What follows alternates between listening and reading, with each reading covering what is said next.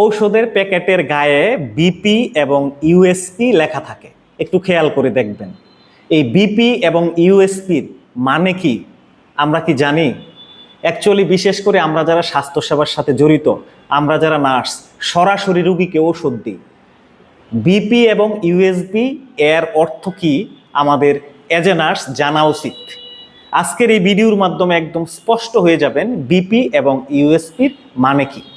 Actually সারা পৃথিবীতে দুটি সংস্থা ওষুধের মান নিয়ন্ত্রণকারী সংস্থা আছে, যাদের গাইডলাইন অনুযায়ী ওষুধ তৈরি হয়। এক নাম্বার হচ্ছে ব্রিটিশ ফার্মাকোপিয়া, এটি যুক্তরাজ্যের ঔষধের মান নিয়ন্ত্রণকারী একটি সংস্থা।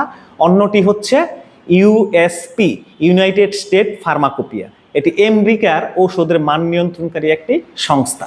পৃথিবীতে যত ঔষধ তৈরি হয় এই দুটি সংস্থার ঔষধ প্রস্তুতের গাইডলাইনকে ফলো করে ওষুধ তৈরি করা হয়। দেখেন এই ওষুধের গায়ে লেখা ওমিপ্রাজল বিপি 20 মিলিগ্রাম, তার মানে এই ওষুধটি ব্রিটিশ ফার্মাকোপিয়া তার যে ওষুধ তৈরির গাইডলাইন, সেই গাইডলাইন অনুযায়ী ওমিপ্রাজল 20 মিলিগ্রাম তৈরি করা হয়েছে।